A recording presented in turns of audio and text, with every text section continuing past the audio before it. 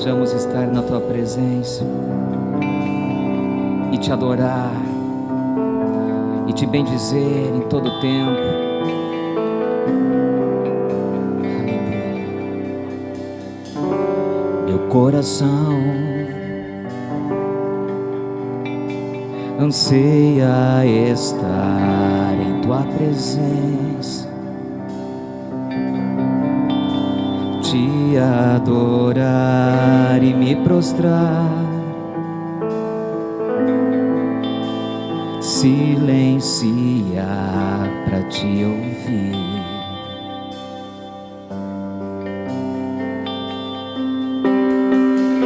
Jesus, me leva na direção do avivamento prometido em Tua palavra, que me sustenta e me põe de pé para Te servir. No derramar das águas quero me encontrar contigo e então me jogar em Teus braços, sentir o Teu respirar, a me transformar no derramar das águas. A Tua presença me envolve, pois na plenitude do Teu ser, aleluia, eu vivo a Tua unção, o Teu querer santifica-me.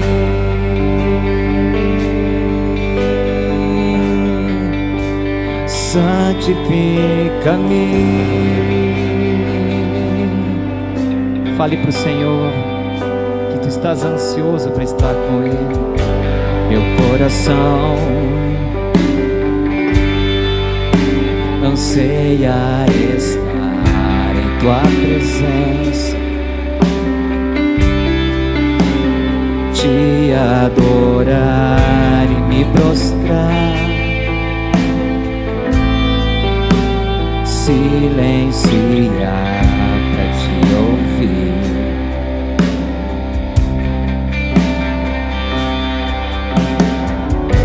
Jesus, me leva na direção do avivamento prometido em Tua palavra, que me sustenta e me põe de pé para Te servir. No derramar das águas quero me encontrar contigo e então me jogar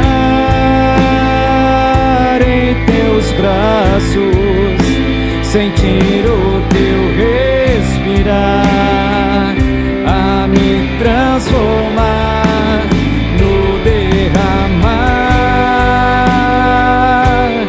das águas. A Tua presença me envolve, pois na plenitude do Teu ser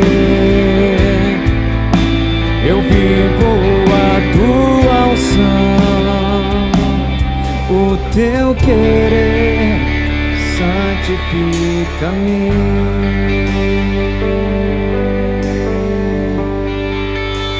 Santifica-me. Nós temos essa certeza, Senhor, que só na Tua presença Nós somos santificados, Pai. E nós cremos que o avivamento já chegou, o avivamento da última hora, antes do toque da última trombeta. O avivamento está tocando a terra, Senhor. E todos aqueles que estiverem sensíveis, com o coração voltado ao teu altar, ao teu trono, vão viver o sobrenatural do Senhor. O Senhor está contando com você. O Senhor está contando com você. Abre teu coração. Sabe que o Senhor Ele sabe como trabalhar dentro do nosso coração. Ele sabe o que deve ser feito para que você possa estar vivendo numa dimensão muito maior e mais profunda das águas do Espírito. Que o derramar das águas do Santo Espírito venha tocar o teu lar, venha tocar a tua casa, o teu trabalho, onde quer que os teus pés pisarem. Nós declaramos e profetizamos que o derramar das águas do Espírito Santo venha transformar a tua vida, e você, sendo um canal nas mãos do Senhor, tu vai ser um instrumento para transformar gerações, levando a luz do Senhor Jesus. Você crê nisso? Cremos que no derramar da presença do Espírito Santo, nós somos transformados e somos usados de maneira poderosa nesta última hora. Aleluia. Oh Jesus, no derramar, diga, das águas, quero me encontrar contigo, e então me jogar em teus braços, sentir o teu respirar, a me transformar no derramar das águas.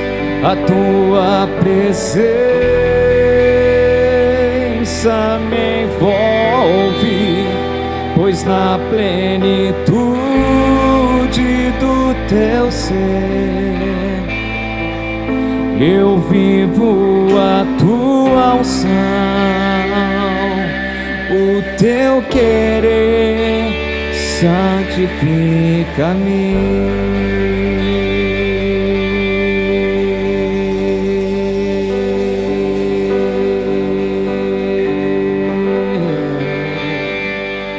Nós cremos, Senhor. Nós cremos, Senhor. Nós cremos o teu mover, Senhor. Nós cremos, Senhor. Muito boa noite a todos.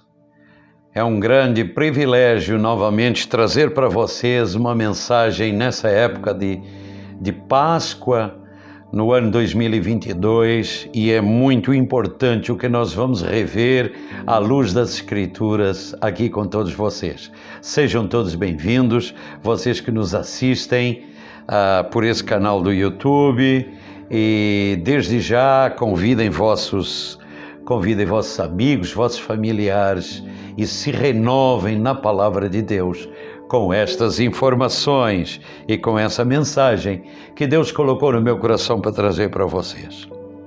A ressurreição de Jesus dos mortos é realmente o fundamento da fé do cristão, portanto, fundamento da nossa fé. Muitos testemunharam sua vida depois da morte, mas se houvesse crucificação sem ressurreição, realmente a nossa fé seria fictícia e a nossa fé seria, por que não dizer também, falsa. Mas a realidade é que a ressurreição foi real. Jesus estava vivo, continua vivo, e nossa total esperança está nesse futuro realista de Ele vir retornar à terra e buscar a sua igreja. É uma realidade imutável. Ao escrever e ao meditar acerca destas verdades mais uma vez, eu dei um título desta mensagem esta noite para os fatos da ressurreição, porque na realidade existem alguns fatos que passam batidos, por que não dizer desapercebidos, por algumas pessoas que já conhecem a história do nosso amado Jesus, da sua morte, a sua ressurreição e o seu sepultamento. E eu me fiz a seguinte pergunta: eu me dou conta que eu estou raciocinando, enquanto preparo esta mensagem, perguntando ao Senhor: Senhor, eu conhecia e estou conhecendo todos os fatos que levaram à tua morte, ao teu sepultamento e à tua ressurreição, Senhor. Será que eu sei tudo acerca disso? E decidi novamente dar e aprofundar o estudo da palavra nos livros de Lucas, em Mateus e em João, para poder contemplar, à luz de algumas palavras no original, a realidade de todos esses fatos. E me surpreendi porque alguns fatos para mim tinham sido desconhecidos e agora passaram a ser,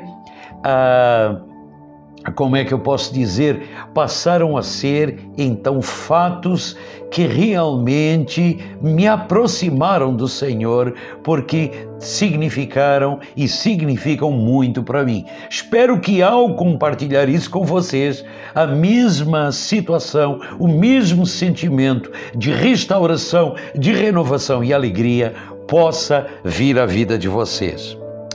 Façamos uma pergunta: você já sentiu a dor profunda de uma traição de alguém que você ama ou que você amou, você amava? Você já pensou que também Jesus, quando esteve aqui na terra, ele tinha sentimentos iguais aos nossos? Amém? Está pensando? Ok, vou adiantar mais isto.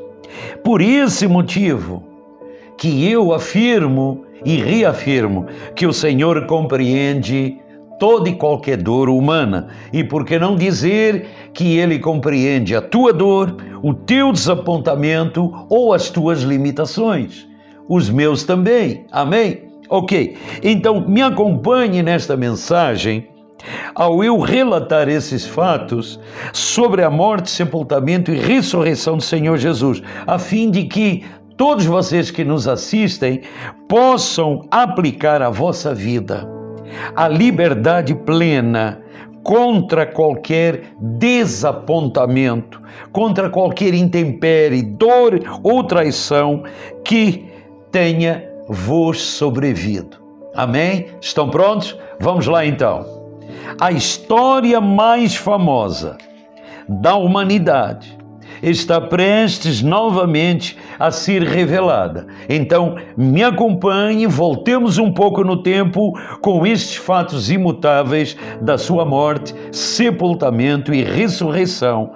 Portanto, a morte, sepultamento e ressurreição do nosso amado Senhor Jesus Cristo, aonde esta semana o mundo no seu calendário atual celebra esses mesmos fatos em cima do aspecto de que, se ele ressuscitou e o túmulo está vazio, nós então temos uma maravilhosa esperança de fé para seguirmos em frente e nos agarrarmos às promessas divinas que estão nas Sagradas Escrituras, dos quais Ele mesmo é o autor. Amém? Louvado seja o nome do Senhor. Vamos a uma rápida percepção em cima do fato que eu vou agora enumerar, em cima de fatos que eu vou dar uma numeração. Então, há exatamente, deixa eu olhar, 5 fatos que eu enunciei, de entre vários outros, que são muito importantes para aquilo que eu vos falei anteriormente e que é muito importante nós podermos analisar mais de perto. Vamos fazer uma sinopse do primeiro fato. O primeiro fato é, e eu enunciei isto como título, a intensidade da agonia de Jesus fez com que ele suasse gotas de sangue no jardim do Getsemane, quando ele tem Deus lhe confirmando a vontade do Pai, portanto a vontade de seu Pai, a vontade do nosso Deus, em que ele fosse para a cruz e pagasse o preço do pecado da humanidade. Vamos a uma sinopse desse tempo, ok? Me acompanhe. Na noite em que Jesus foi traído por Judas, o Senhor convida os seus discípulos, aqueles mais chegados de perto, Pedro, Tiago e João, para irem orar no jardim com ele.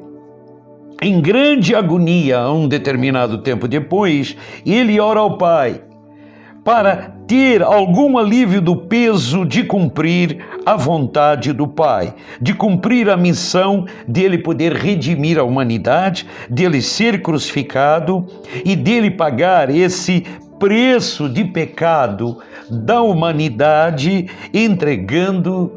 entregando-se na cruz, dando a sua vida por nós, para que o seu sangue redimisse a humanidade, o ser humano, do seu pecado.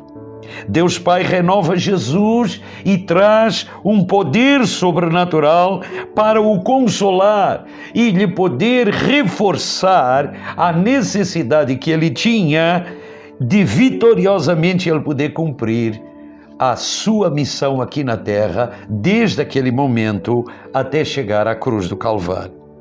Eu gostaria de enfatizar que esse primeiro fato é que me chamou a atenção. Isso para mim foi um fato novo, que eu não apenas percebi que era novo para mim, mas pode também ser novo para você e auxiliar você a tomar decisões nessa relação de procurar mais intimidade com Deus. Jesus clama repetidamente a Deus, várias vezes. No original, o texto original diz isso, para aliviar a agonia que ele sentia em oração mediante a revelação que Deus lhe estava trazendo da sua incumbência que ele tinha que cumprir daí em diante. Há uma força sobrenatural que vem de Deus para o confortar de tal forma, porque ele chega a um determinado momento e não consegue mais suportar a dor e o peso da humanidade e o choque daquilo que ele tem que passar e fazer nas próximas horas.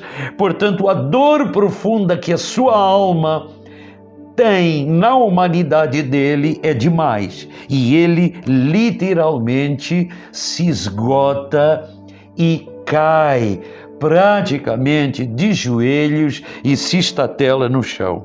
Lucas capítulo 22, dos versículos 42 a 44, você vê isso aí no seu vídeo, não esqueça para depois você rever isso. Diz assim, no 42, Pai, se queres, passa de mim esse cálice. Contudo, não se faça a minha vontade, e sim a tua. O 43, ele já não está aguentando. O versículo diz assim, então lhe apareceu um anjo do céu que o confortava. E no versículo 44, mesmo assim, o Dr. Lucas relata, estando em agonia, ele orava mais intensamente, e aconteceu que o seu suor se tornou como gotas de sangue caindo sobre a terra. Então, esse fato número 1, a agonia do Senhor Jesus fez com que ele suasse gotas de sangue. Então, vamos lá. Existem 3 pontos preponderantes em cima deste fato que é importante salientar. Depois dessa última ceia no cenáculo, Jesus convida Pedro, Tiago e João para orarem com ele no jardim. Ao orar em agonia, que é o texto que acabamos de ler, ele chega a tal ponto de sucumbir diante desse peso emocional e dessa estafa emocional que o seu corpo transparece suor e sangue e ele desaba fisicamente. O segundo aspecto é que ele repetidamente muitas vezes pede a Deus. Mateus capítulo 26, versículo 34, o discípulo relata ali: Pai, se possível, passa este cálice de mim. E essas palavras no original representam uma repetição constante, que de cada 2, 3 palavras que ele dizia, Pai, se possível, passa este cálice de mim. E depois falavam algo mais, depois, Pai, se possível, passa este cálice de mim. E o terceiro aspecto, além dessa repetição tolerador que ele tinha, nós podemos ver hoje, à luz da ciência médica, que ela confirma esta condição de possibilidade de um ser humano, no seu extremo estresse emocional, ele pode também realmente vir a suar gotas de sangue. E por que isso? Hoje a ciência médica diz e explica e comprova que a pressão intensa mental, emocional e ao mesmo tempo, por que não dizer espiritual neste caso, causa o cérebro do indivíduo a enviar sinais para todo o corpo de um estado de alerta. A pressão sanguínea é tão grande que força a separação da primeira camada de pele com a segunda camada de pele,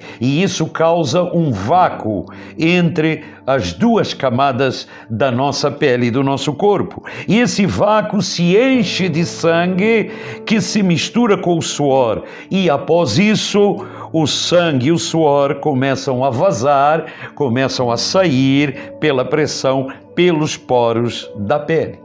Amém? Louvado seja o nome do Senhor. É muito doloroso esse processo, segundo a ciência médica.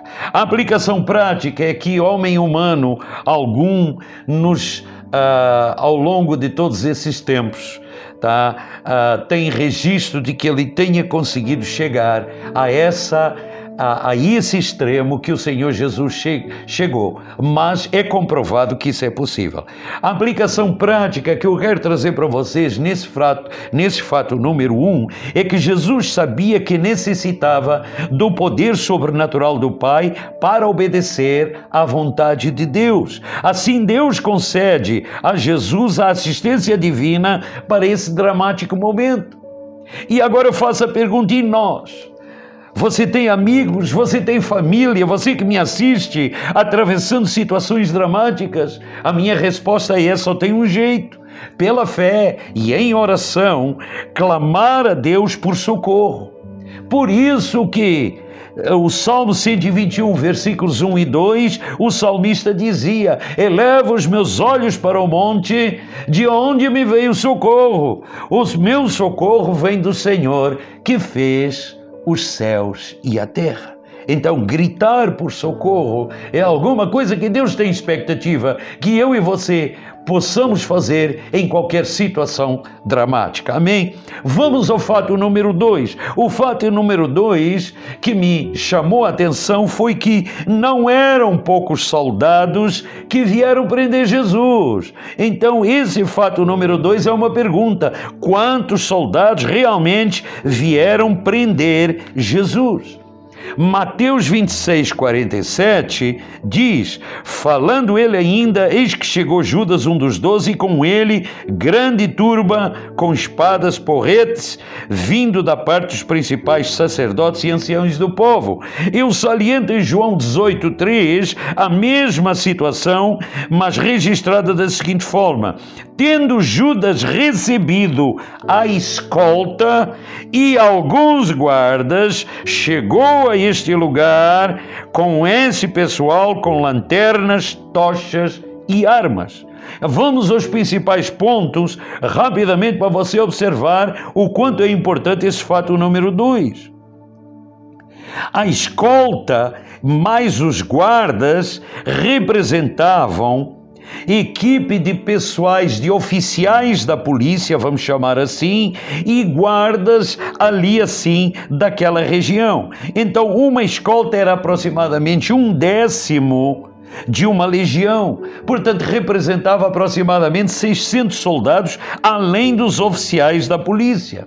Então, essa escolta, que eram os oficiais de polícia, dos principais da polícia local, daquele tempo, sacerdotes e anciões, esses oficiais apoiavam os soldados e as milícias romanas, porque Roma dominava a Palestina. Motivo de tanta gente para prender, os motivos de tanta gente junta para prender e acusar Jesus eram realmente muito importantes para nós podermos dizer. O primeiro delas é que sempre o Monte das Oliveiras era patrulhado por soldados romanos e os líderes religiosos tinham visto muitos milagres de Jesus, então eles tinham um receio de uma série de coisas. O outro aspecto é que eles não queriam se arriscar contra Jesus porque já tinham uma representação do seu poder, e Judas tinha-lhes relatado também como é que Jesus tinha escapado nas vezes anteriores, você lê isso nos evangelhos, das ciladas religiosas para o prenderem. Amém? Se formos para uma aplicação prática, o mesmo poder que operava em Jesus também está disponível para você e para mim. Amém? O que diz Romanos capítulo 8, versículo 11? Se habita em vós o Espírito de Deus, que daquele que ressuscitou Jesus dos mortos, então este Espírito vivificará também o vosso corpo mortal por meio do seu Espírito. Amém? E nós? Nós cremos que Ele nos protege? Nós cremos que Ele nos resgata?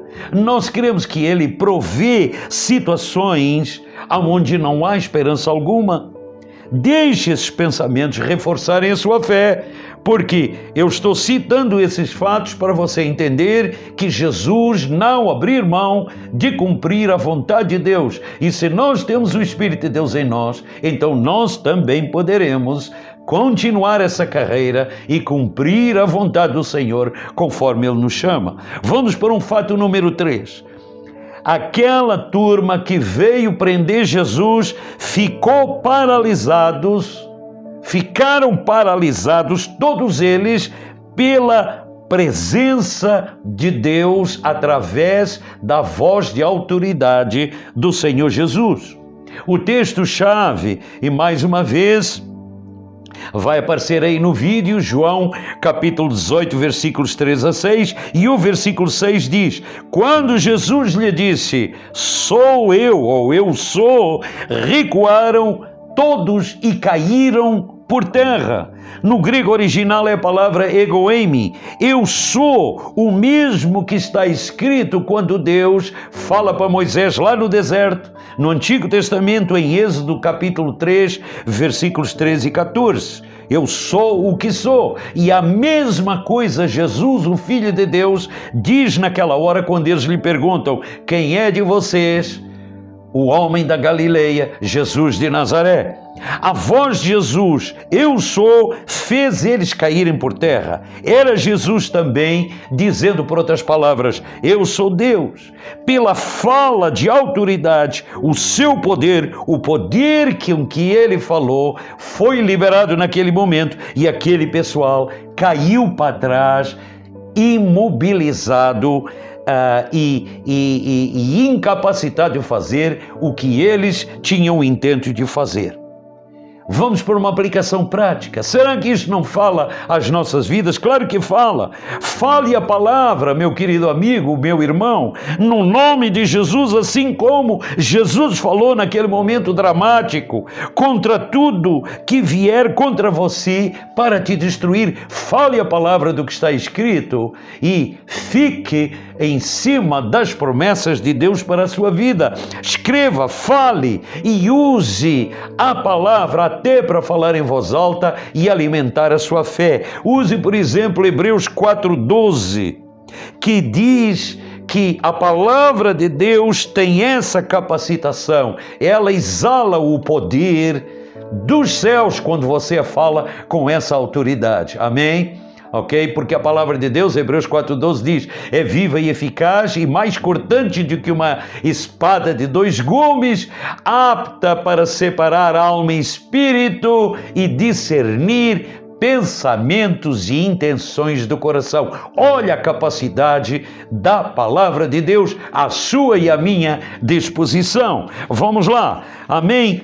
Cresceu vossa fé? Então vamos olhar, embora seja um caso dramático, isto que aconteceu, e eu tanto me alegro e me encho de fé, como eu me emociono. Olha para este fato número 4, que eu dei o fato número 4. Jesus limpa uma confusão tremenda que Pedro causou quando ele cortou a orelha daquele porta-voz do sumo sacerdote.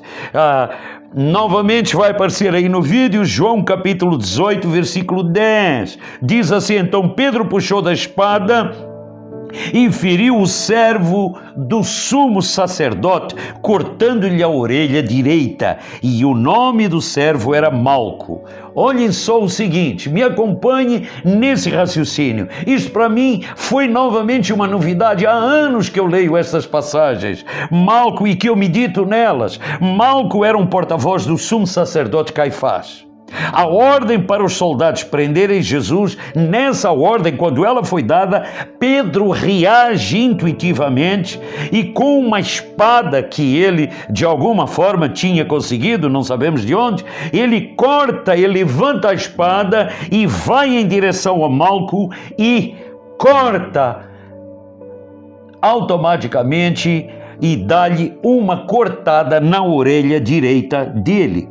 Pedro sabia da raiva que esse sacerdote religioso tinha contra Jesus e ele impensadamente decidiu fazer justiça por conta própria.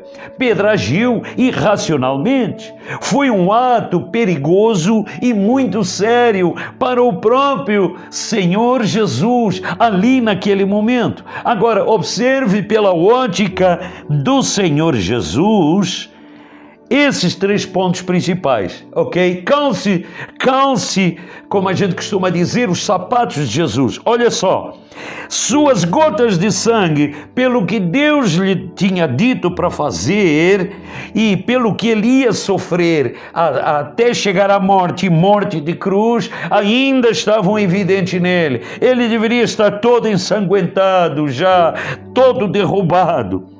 A última coisa que ele podia ter eram situações como essas. Agora Pedro intervém do jeito dele e Jesus tem que consertar esse estrago. E como é que ele vai fazer isso? Só tem uma opção.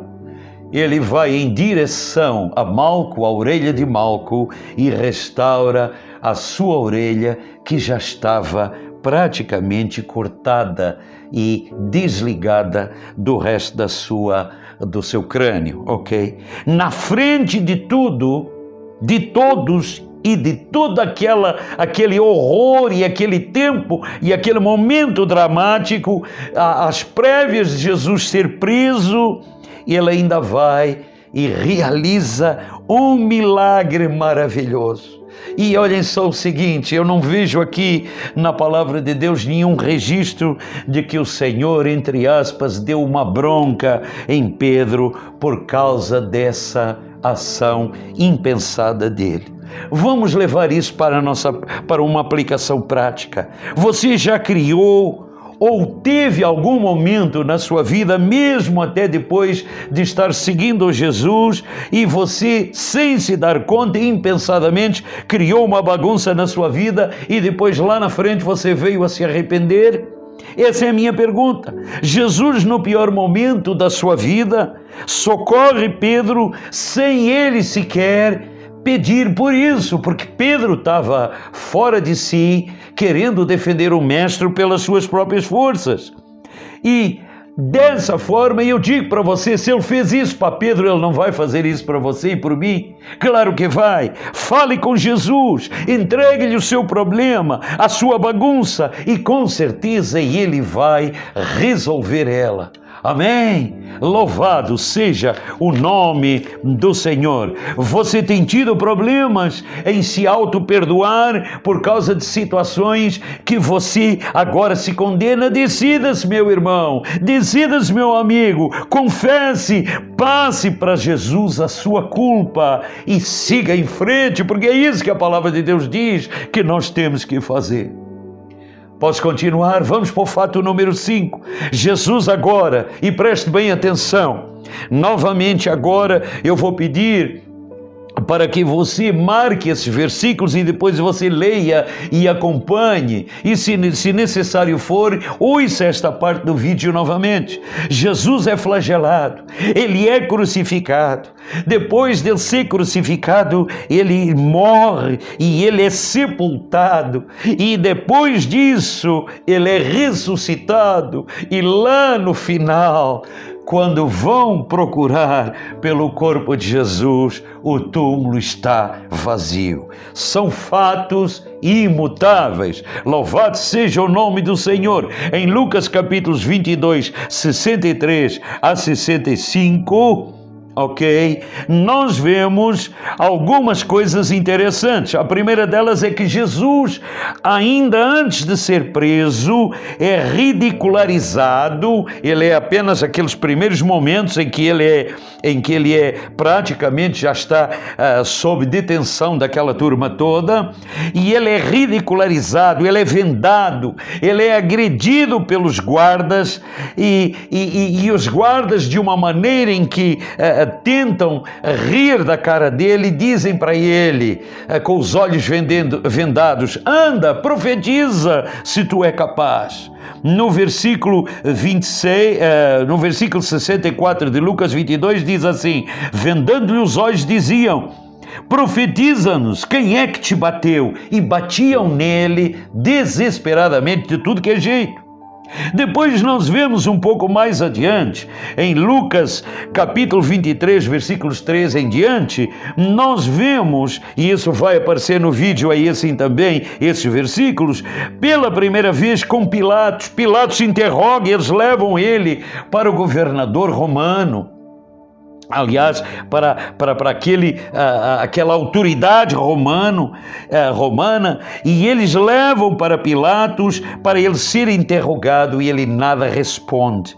Pilatos quer livrá-lo, vê a inocência desse homem, procura um furo, uma brecha para o poder absorver, mas Jesus nada diz. E aí ele encontra um processo aonde alguém diz que Jesus era da Galileia, e ele se lembra que Herodes é um governador da Galileia, e diz: opa, excelente, me livrei desse homem, eu vou te encaminhar para ser interrogado por Herodes. Lucas 23, 3 a 6, nós vemos que isso acontece. Depois do versículo 8 ao versículo 10 de Lucas 23, nós vemos que Herodes diz assim: Herodes, vendo Jesus sobremaneira, se alegrou, pois havia muito que queria vê-lo.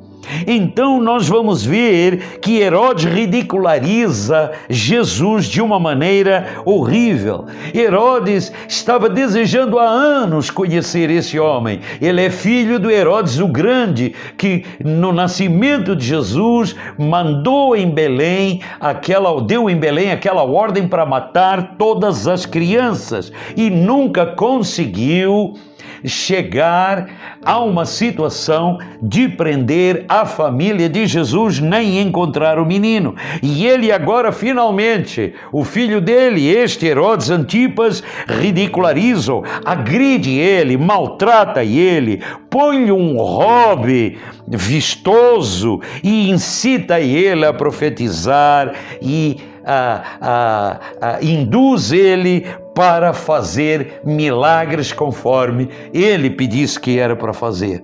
E Jesus suporta tudo isso de uma maneira inacreditável. Na segunda vez, Herodes decide mandar ele de volta para Pilatos.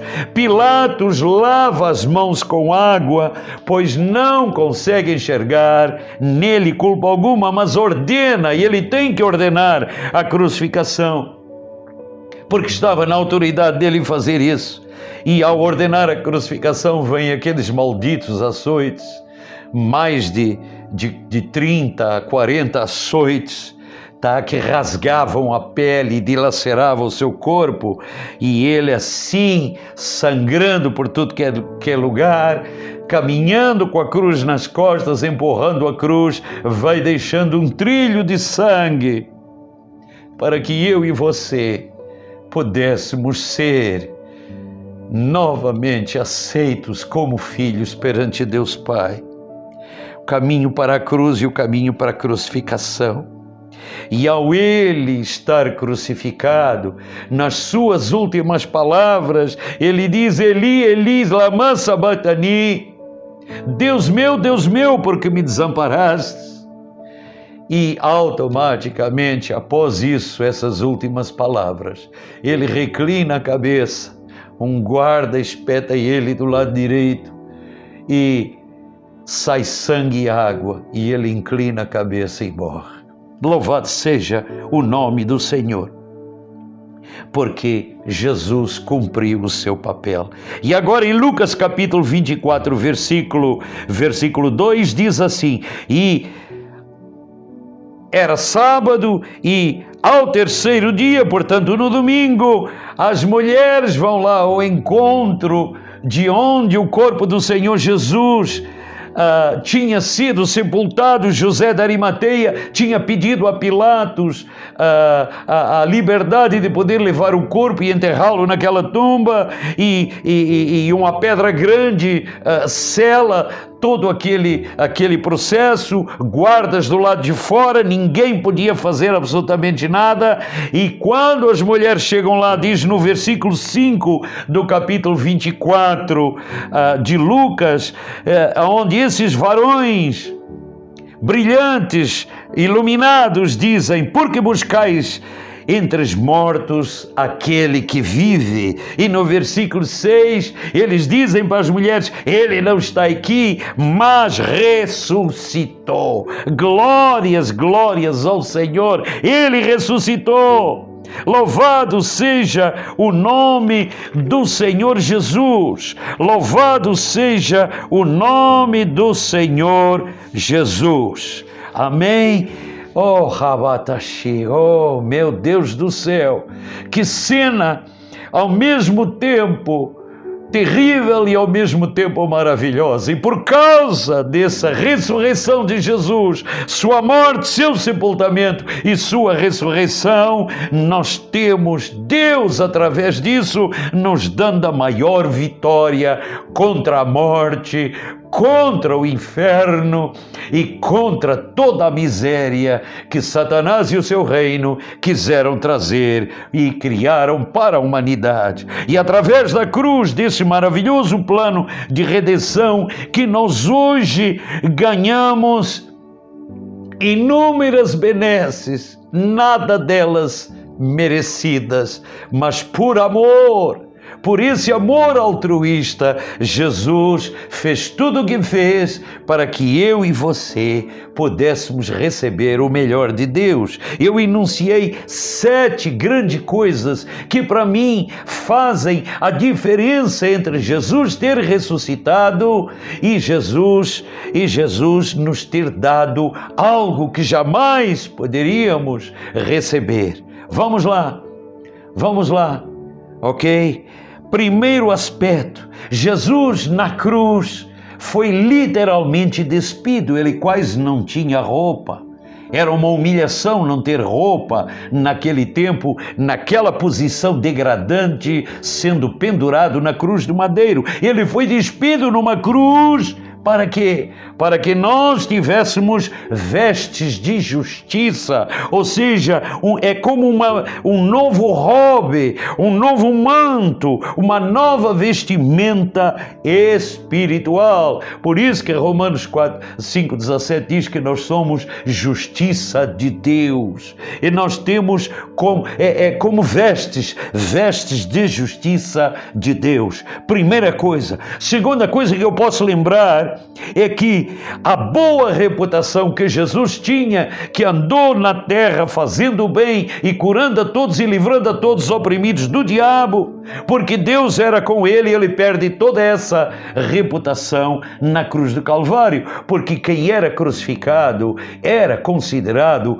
como o pior dos piores, dos malfeitores que mereciam essa miserável morte e morte de cruz. E por que essa boa reputação de Jesus foi jogada por água abaixo? Por nós, por mim, por você, para nos dar honra e dignidade. Observem, meus amados, o terceiro grande aspecto do que Jesus fez na cruz, e porque ele ressuscitou, é porque ele teve uma atitude de servo, de querer servir a humanidade. Para que Apocalipse nos diz lá nos primeiros 2 capítulos que o Senhor nos fez reis e sacerdotes. Ele quer que a humanidade seja rei e sacerdote, aprenda a adorar e a governar à luz daquilo que foi a intenção de Deus e da Trindade Divina lá no início para o ser humano.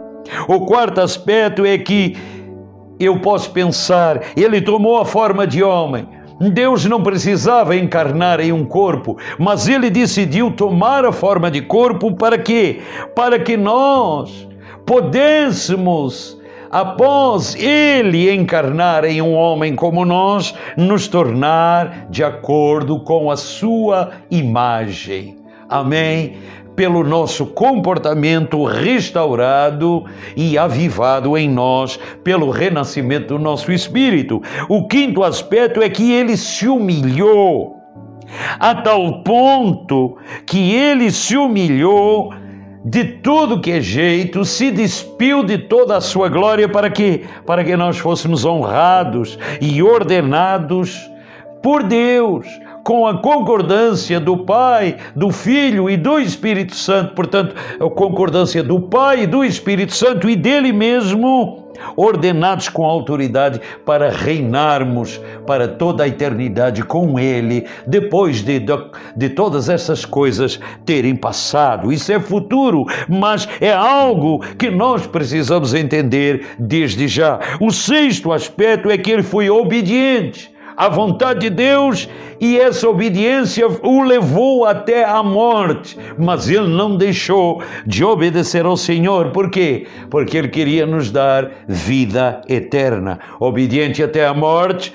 para que nós pudéssemos obter vida eterna novamente com Deus. Ele foi crucificado proveniente dessa obediência, e ressuscita, o Espírito de Deus ressuscita Jesus 3 dias depois para nos dar um trono e reinar conosco eternamente. Vamos parar por aqui, mas não sem antes eu fazer esta oração com você que me assistiu. Vamos colocar de lado um pouco a emoção que o assunto traz, é inerente a esta mensagem. Vamos nos consagrar ao Senhor. Se você quer aceitar Jesus pela primeira vez, faça essa oração comigo. Se você já aceitou Jesus, reconsagre-se ao Senhor. Concorde comigo com esta oração. Pai, no nome de Jesus, ao ouvir essa mensagem, só nos resta dizer: Senhor, entra na minha vida, e Senhor, eu me rendo a teus pés para cumprir a tua vontade aqui na terra, porque não tem preço o que realmente, Senhor, o Senhor fez pela humanidade, portanto, por mim e por todos aqueles que me rodeiam, Pai, e que te aceitam. Pai, em nome de Jesus, aqui está a minha vida, aqui está meu coração, e eu consagro ela a Ti, porque não haverá jamais qualquer problema que possa deixar de ser resolvido por Ti, se eu a Ti o consagrar. Senhor, aqui está a minha vida, e que a Tua vontade opere através da minha vida, até Tu vires buscar a Tua igreja. Amém, amém e amém. Se você assim concordou, então, por amor do Senhor, eu vos peço, fale com Deus, leia a palavra e obtenham o melhor que o Senhor Jesus concedeu para a sua vida e para a minha, poder ser uma vida de vitórias aqui na terra. Ficamos por aqui, até nosso próximo tempo. Não esqueça as reuniões de terça-feira, que são ensinos simplificados, e até nossa próxima reunião de culto que nós temos aos sábados, culto derramar. E a todos vocês de coração eu desejo uma boa Páscoa vitoriosa com o Senhor Jesus, e que Deus abençoe você e a sua família e os seus amigos e aqueles que creem em Cristo da mesma maneira com que eu desejo e com que Deus deseja que através de seu Filho isso venha a ocorrer. Amém. Até mais.